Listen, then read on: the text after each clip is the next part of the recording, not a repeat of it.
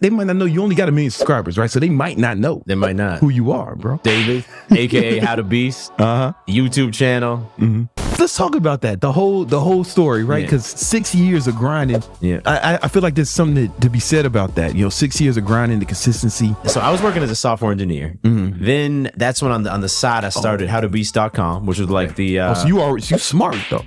software engineer, something like that. But I hated it, bro. I hated it. So I was working for this company. It's like a bunch of old like programmers in there, and I didn't feel like the vibe or the culture. I kind of hated going into work, so I quit and became a personal trainer because my cousin had just done that. And everyone, my family, my friends, they're all, "You're stupid, bro. You're gonna quit a software engineering job to become a personal trainer." Yeah, I was like, but I hate it. Everyone was saying dumb. Everyone. So I didn't do it for like 6 months, man. But it was like one of those itches that I had to scratch. So I did that. Well, I came back to the software engineering job. I was making shit money, personal training. So they were like, you can take a laptop, work from home part-time. So now I was doing personal training part-time, software like engineering projects part-time from home, and then the blog part-time. So in those days, man, I'd wake up at like 6, from 6 to 9, I'd be working on like the books of the blog. From 9 to 2, I'd be online for the software job, and then from like 2 to 10 p.m. I'd be at the gym just like trying to hustle clients. Right. So I had a few years of made like decent money with that, but then I'd like, man, I'm done with the software engineering thing. I'm done with the personal training thing. And I was making enough money through like courses or the books to break even. But after 2 years of that, I was like,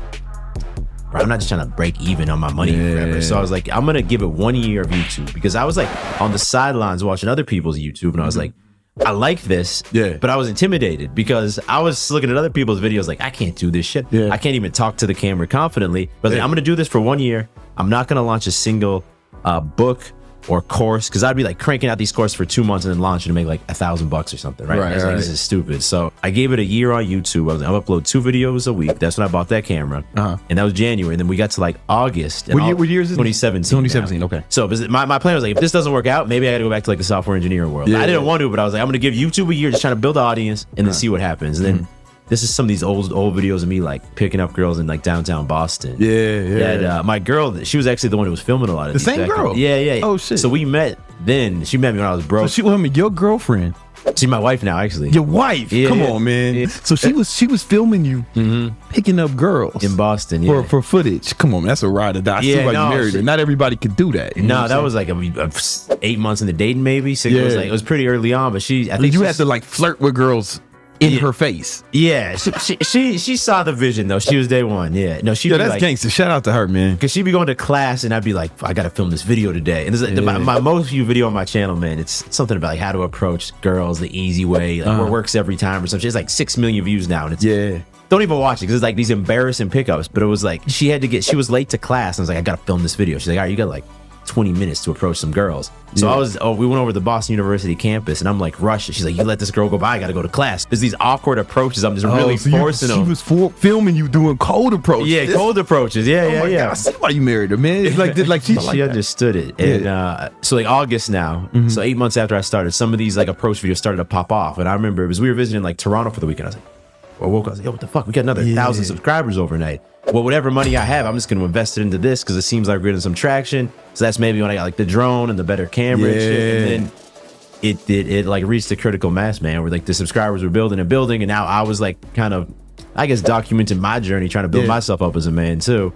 And that was the start of it all. Bro, how long did it take from that? You gave yourself a year. How long did it take to start reaching some traction where you felt like, okay, this is a viable option for me? 8 months in is really where like I was like, okay, there's something here. That was like 1,000 subscribers a day. Before that, there'd be like a week where it'd be like, oh, we got 300 subscribers or something, but it was like, it wasn't consistent. It wasn't steady until 8 months in. So it took 8 months of consistent uploading? Yeah, 2 videos a week. Yeah. 2 videos a week for 8 months. Yeah. Consistently. And I wasn't making money in 8 months. I was just seeing, okay, people are starting to watch the video. How old were you at this time? So I was 27. Okay, so how many people do you think would have given up way before 8 months? I think most people. Yeah, probably, because I wasn't getting like that. It wasn't like much of like a feedback loop. It was me kind of just like, I got to do this for me. When do you start making money, man? So for 2017, the subscribers start coming. 2018 is probably when I started getting like solid brand deals for like a few grand a video. So then 2018 I was like, all right, I've done this for a year. So now I also released like some fitness courses. I thought I was doing the wrong thing because do you remember this guy? You probably Brett Contreras. He's like the glute guy. Yeah. I remember his whole thing was like, you got to pick just one thing. Yes. I'm not even fitness, just like building glutes. It's like the one thing, you become that guy, then you can do other stuff. And I went almost the opposite path. And I was like, am I doing the wrong thing, man? Two things can be true. You can hyper focus and be successful in business, right? But you can also blend things, right? It depends on the strategy. But I think what's more important than either one of those is being unique. So because he's the glute guy, he's unique. Because you were doing fitness and pickup, you were unique. I think that's more important. They're just different ways of being unique. I think the other thing is like trying to have your genuine personality a little bit, right? Yeah. A lot of people are trying to act a bit and they're not themselves. And I was like really raw, like not that confident dude at the time. And I think that came out on camera. I think people connected with that. Like I didn't speak that well. And then I went through a phase where I started like screaming at the camera as I was trying to like figure out what I was doing. If you watch some old videos, I'm just like, and then I stopped screaming and the people were like, oh, we missed the screaming. But like, I think the longer you film and upload content, the more you would kind of just like become actually yourself. Yeah, or develop your voice. So now I launched the courses, right? And at that point, instead of making 1,000 for launch, I'm making like 30K or something, right? I'm like, okay, here we go.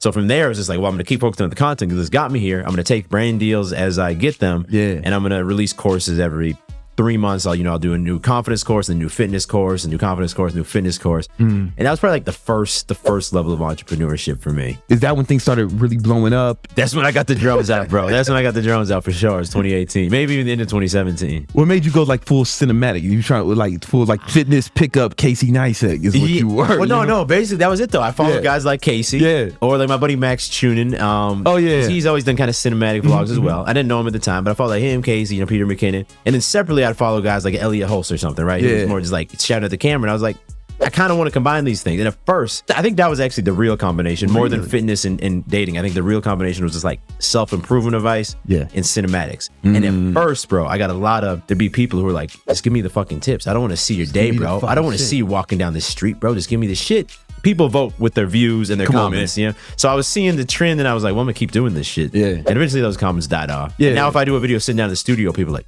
bro, I don't want to see you sitting in the studio. I want to see your life, man. What's the drone? Jump out a fucking moving car or a helicopter or some shit. When do you start launching all these companies, man? Well, the first one was the clothing. That was the end of 2018. That's Edge Lifestyle and my whole wardrobe. Yeah. And that was slow at first. But at first I was like, this is the first physical product I'd done. So I think the first launch was like 200 t-shirts, 200 tank tops. Yeah. So we sold out. All right, then we do. How many subscribers do you have at that time? Just so I'm clear. 2018.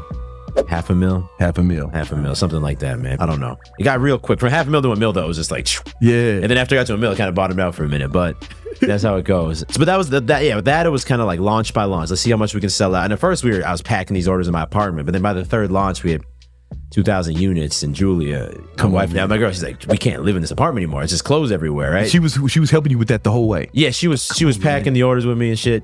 Shout out to her, man. Yeah, she know what I'm saying. But then it was like we just kept doubling the inventory size until at one point I was like, okay, this shit didn't sell. Now we got to like actually get into some inventory management and figure this out. I was like, okay, it's time to create the next set of fitness courses. This is during lockdown. Okay, and I was like, man, maybe I just do an app instead, because then I can just load new programs into the app. I was talking about it in a video, and a kid who follows the channel, he's a German, and his dad owns a big software development firm in Germany. They work with like Audi and a lot of big companies. So I hopped on a call with them. It was a funny call because the dad didn't know what the hell's going on. Like, my son just told me to like hop on this call. But we worked with them. We built the app from scratch, launched it, and now that's, subscription based. So I still release new programs. At first, a lot based on user feedback. We'd like have them develop new things for the app so it works better. But that's my biggest profit maker, if I'm being honest. Really? Oh, yeah. It was a big investment up front, but now it's just profit. How much was the investment up front? At first, it was $50K up front for the initial investment. And then each time I'd drop an update, it'd be like $15K. You're just paying developer hours at that point. I think that cut me a little bit of a deal because like the son liked it, you know what I mean? But I was nervous. And that day one that broke even already, just from like, because you had the annual subscriptions and the monthly subscription. A few hours in, we already broke even. I was like, all right, shit, we're that's good. What's up.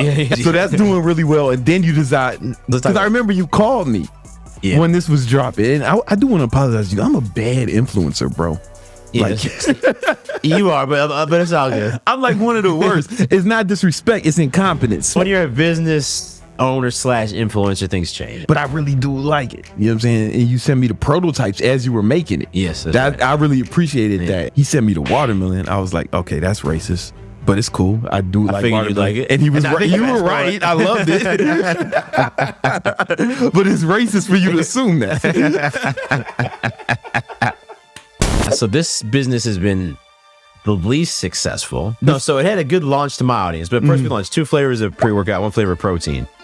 We had a shit ton of pre-workout we ordered. I just assumed that was gonna do the best. The protein sold out quick, but the proteins had the lowest margins, and has the lowest margin by far. It's not even close. That's why I never did a protein. Yeah. When I had my supplement the prices come down a little bit because we just restocked a new protein flavor. Prices come down a little bit, but yeah. So it's done well with my audience, but we've had trouble expanding it through like paid ads or things like that. But now we have another product in development that's coming out soon. That's gonna be a bit more unique. I think it's tough, man. I think pre-workout protein. I think there's a million choices out there.